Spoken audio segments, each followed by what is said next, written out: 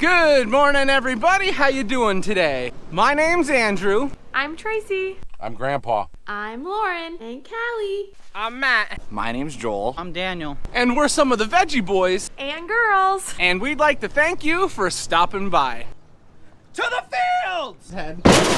This thing can hold skid steer. Watch where you're going. Don't drive on the tomatoes. They're so huge! The first thing we're gonna be harvesting today is our pickling cucumbers. You'll notice that we're a little limited when it comes to workers today. My brother Matthew is gonna be at the auction all day, and my dad is at a Pioneer seed meeting. He's been gone all day yesterday, and he's gonna be gone today. He might show up near the end of the video, but we're not sure yet. We'll have to see what time he gets home.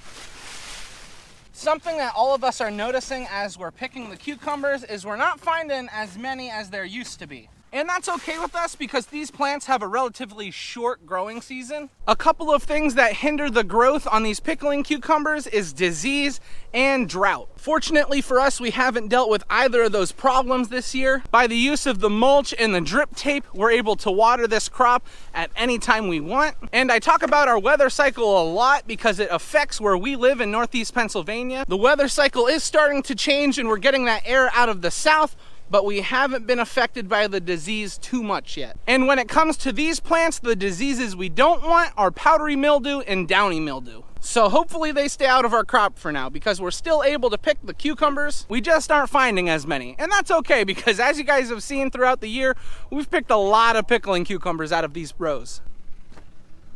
We just got the wagon loaded up. We've got all our pickling cucumbers harvested today. Now, if I bring you over here and we look down through the rows, these are our regular cucumbers.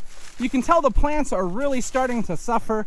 But if we come over here, our pickling cucumbers, they look a lot better. We don't know how many more pickings we're going to get out of these pickling cucumbers, but they still look really nice.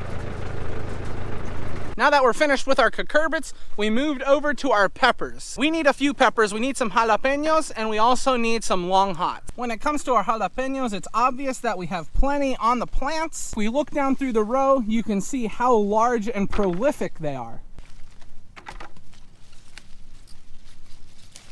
Oops. So we need about a bushel of long hots, but as we're out here looking at the row, you can see that our plants are healthy. There's lots of blossoms and new long hots that are coming on the plant.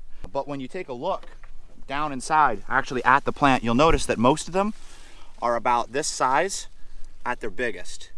We're looking for them to be about this size. That's usually how big we want them when we harvest them. Now, normally there would be a lot more that are ripe, but earlier in the year, we had a rather intense heat wave for our local area here in northeastern Pennsylvania. The pepper plants, what they have done is they shed their blossoms, which means they focus on their plant growth instead of producing peppers, so that way they can stay alive and stay healthy. Now, most of our long hots that are coming are a lot younger than they normally would be. Now, some of our peppers fared better than others. For example, the hot wax, jalapeno, and our Italiano, sweet banana, and Cubano. Those plants did just fine, but our long hots, bell peppers, and hot cherry, they didn't like the heat.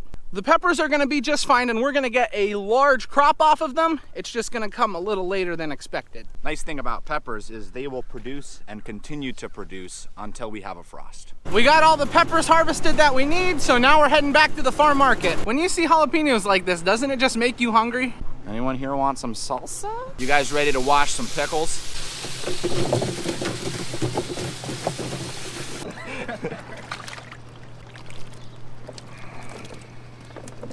Because these cucumbers sit on the ground, there are times where dirt will stick to them, so we try and clean them up to make them look nicer.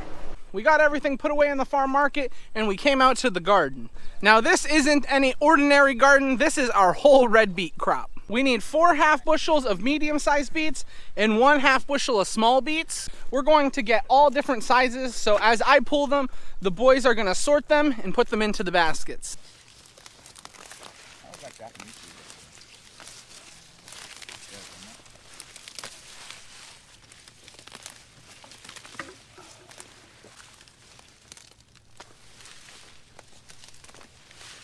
Normally when I go down through the row and pull, I'm just trying to pull the medium and larger size beets. However, we have an order for a small basket, so I'm basically pulling everything.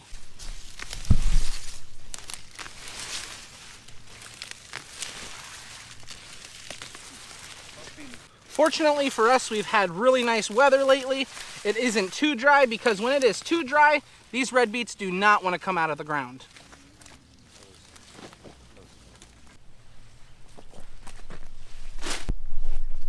He just dropped a beet.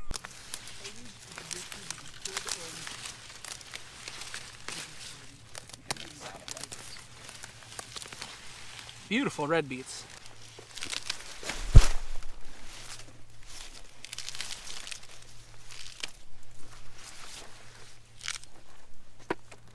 You can take that one back too, buddy. You saw over there Daniel was pulling the tops off of the beets. Now in the area we live, we don't really have the market to sell the beet tops. And there are a couple things we could do with the beet tops. We could take them and feed them to our animals. However, because we have the farm market, we have to be very careful what we feed our animals. Not that the red beet tops would cause them any harm, but because they have a high sugar content, it would draw a lot of flies to the farm market. And that's the thing that inspectors would look for. If there's a lot of flies around, that would mean that it's not a sanitized or clean area. So although we'd love to feed these to our animals, it's really hard for us to do so. Occasionally we will take a lot of this stuff and dump it out in the far end of their pasture for them to eat. But there is also a reason why we take the beet tops off and throw them back into the field. There is a lot of nutrients in these beet tops, and if we were to put them back into the soil and till them under, that would turn into organic matter that would attract worms. That would then aerate the soil and help out our future crops. And a lot of the nutrients that these plants need are found in the leaves. So when we take these leaves and till them under, that's added nutrients for next year. We just got finished pulling all of our red beets. This job gets very tiring after a while, being bent over and pulling the red beets. By the time we're harvesting red beets though, we're so used to it that it doesn't really bother us. These are red beets.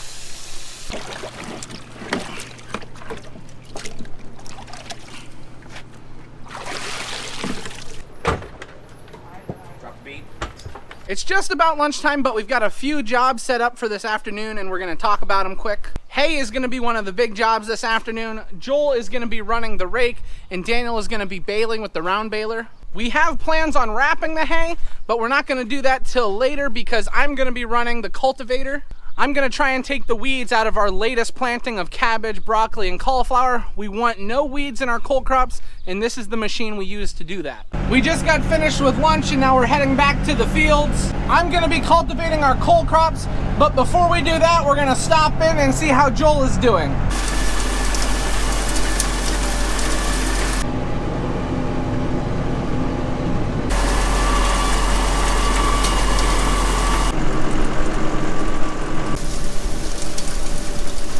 So many people want a larger view of the farm and of our work, and Joel's taking care of that for us.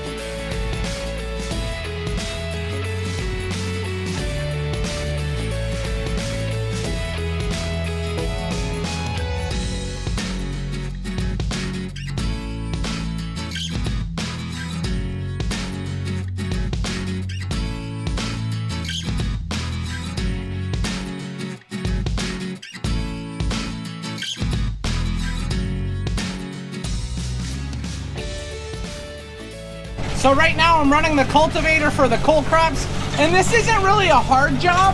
This job wears more on your mind. You have to be very careful when you're driving over these rows because every plant that you rip out is lost income. And you remember we planted these from seed, so we also lose a lot of time if we rip these plants out.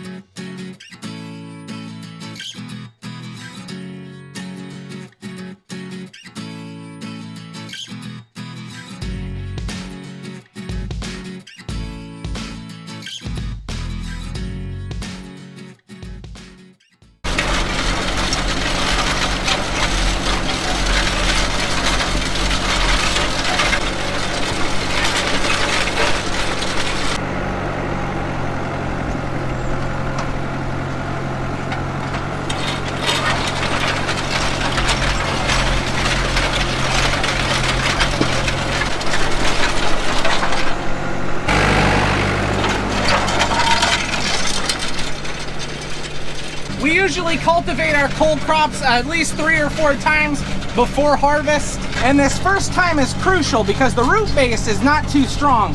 So we have to be very careful we don't rip any of these plants out of the ground.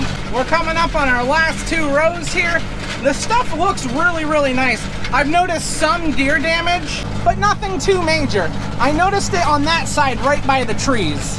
What we were trying to do with the cultivator is take this soil and throw it right underneath the plants, covering any weeds. But not only when we cultivate does it throw the dirt over the weeds, it disrupts all the weeds in the soil, and it also loosens up the soil, allowing our plants to have better root development.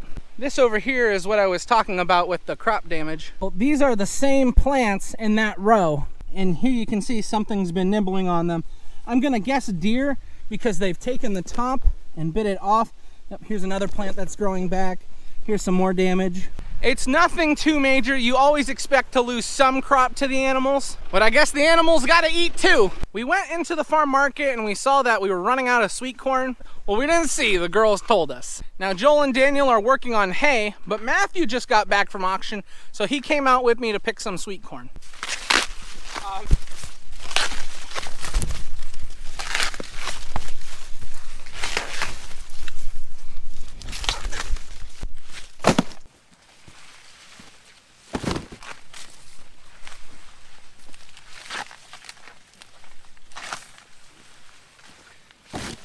And we got a really nice ear of sweet corn here. Now this is Montauk.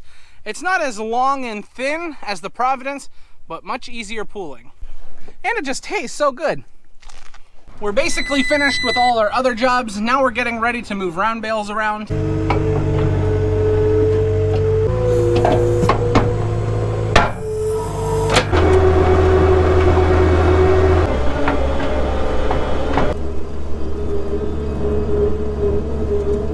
As I work on moving round bales, we're gonna take you and show you what Daniel has been up to. Over the past couple days, Daniel has been working at getting our hay ready for harvest. Now today, we are gonna be working on baling our second cutting of grass hay.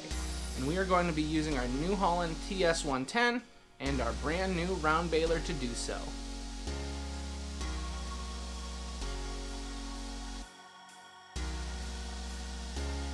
One of the things our dad always helped us to never take for granted was the beautiful scenery around us when we were farming. Look at this background. You can see as the machine works, as the hay is baled, the beautiful scenery.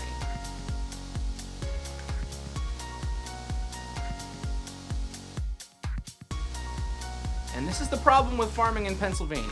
There are hills everywhere and bales will roll. And roll. That's enough roll. And it's gonna stop. Oh, whatever.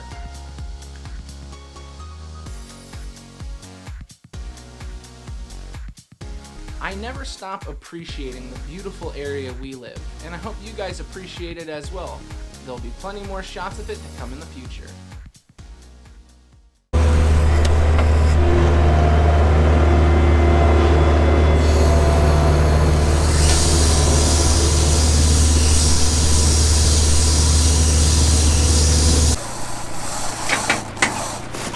Waiting for Lefty again. He went out of the farm and made a left turn instead of a right turn, and he's lost. When did you finally show up to work? I've been working all day, just you guys were never in the right place. Sure, whatever you say.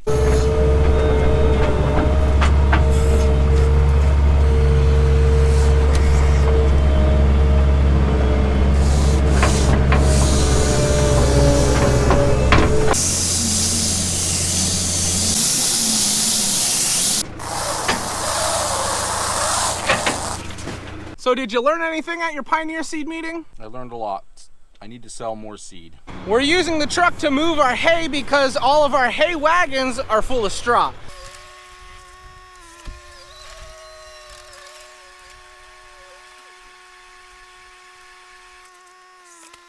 Right now we're working on finishing up our last 2 bales of the day. Joel got here just in time to get the drone up so we could show you the finished product.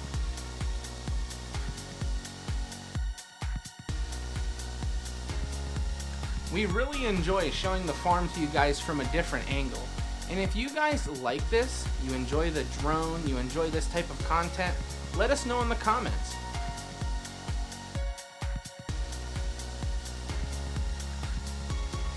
We've gotten pretty far. They're still bringing us round bales. They are still bringing us round bales, and it is getting closer to dinner time, so I don't know if I will survive. 49 round bales is a really good second cutting for us, and we're really happy with this grass hay. Is this gonna be enough for the horses? More than enough. Just got home with the skid steer loader, so we are finished for tonight. We made it up to the house. It looks like we're having rotini with meat sauce for dinner tonight, which is one of my favorites. There you are. How was your day today? Our day was good. Baby girl's doing good. Alrighty guys, so we're gonna sit down and get ready for dinner. That means this is where we're gonna end the video. We want to thank everyone for watching, and we hope to see you next time. Bye-bye! Bye-bye.